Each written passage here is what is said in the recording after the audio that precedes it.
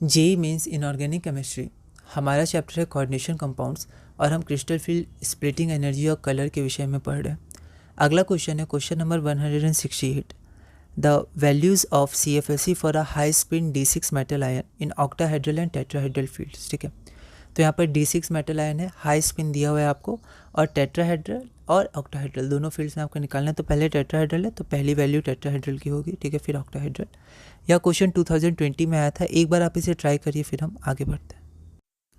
तो यहाँ पर आप देखिए CFSE फॉर ऑक्टाहेड्रल फील्ड, ठीक है। अब क्योंकि ये हाई स्पिन है तो यहाँ पर पेयरिंग नहीं होगा, तो ये हो जाएगा T2G4 और EG2।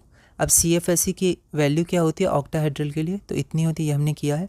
तो CFSE हो जाएगी -0.4 डेल नॉट, तो B नहीं होगा और C नहीं होगा, तो -0.4 डेल नॉट। अब हम लोग डेल्टी का हमने अभी तक फार्मूला नहीं देखा है, ठीक है। अभी तक CFSE का क्वेश्चन आया था ऑक्टाहेड्रल के लिए, पर इसमें क्या होता है, तो इसमें जस्ट अपोजिट होगा, ठीक है। तो यहाँ पर -0.6 Ne हो जाएगा, ठीक है। यहाँ पर प्लस था, यहाँ पर अपोजिट होता है, ठीक है, स्प्लिटिंग में। तो यहाँ पर -0.6 Ne हो जाएगा तो नीचे, ठीक है, और जो ऊपर चला जाएगा ये है ना, तो ये प्लस हो जाएगा। क्यों? क्योंकि अब ये ऊपर है तो प्लस है हायर एनर्जी, और अब ये नीचे है तो ये वाला माइनस हो जाएगा। तो +0.4 number of electrons in T2 energy level. तो यहाँ से CFSE आप कैलकुलेट करिएगा, है ना, यहाँ पर 3 डालिएगा, यहाँ 3 डालिएगा, तो आपका CFSE आएगा -0.6 डेल्टी आएगा इस बार। तो आपका ये हो जाएगा -0.6 डेल्टी। तो ऑप्शन नंबर ए आपका सही हो जाएगा, फिर ये गलत हो जाएगा, ठीक है। तो इसको आप ध्यान दीजिएगा, है ना। अगर आप थोड़ा देखिएगा तो आप समझ जाइएगा इसमें क्या हो रहा है। NCERT में जो डायग्राम है उसके अनुसार भी आप देख सकते हैं। अगला क्वेश्चन है question number 169। If del naught is greater than P, मतलब CFSE ग्रेटर है पेयरिंग एनर्जी से, then the magnetic moment of RU ruthenium, और 6 हाइड्रोजन है, सॉरी 6 वाटर है लिगेंड के रूप में, और 2+ है।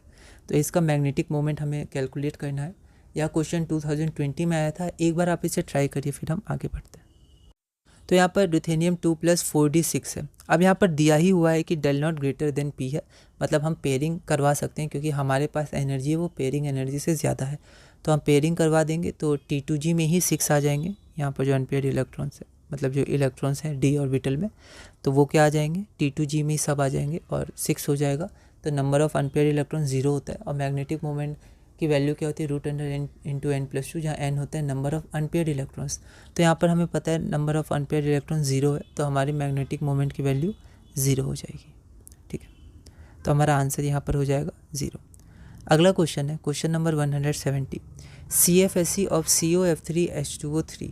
अब यहाँ पर दिया है delta not less than P है, ठीक है। वहाँ पर ग्रेटर देन P दिया था, यहाँ लेस देन P दिया है, ये आपके पास कॉम्प्लेक्स है। एक बार आप इस क्वेश्चन को ट्राई करिए, फिर हम आगे बढ़ते हैं।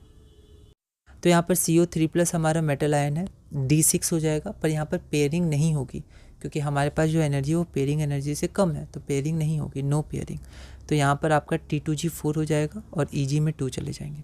तो CFSE आप कैलकुलेट करिएगा तो -0.4 डेल नॉट आएगा, ठीक है, -0.4 del naught, B number, okay.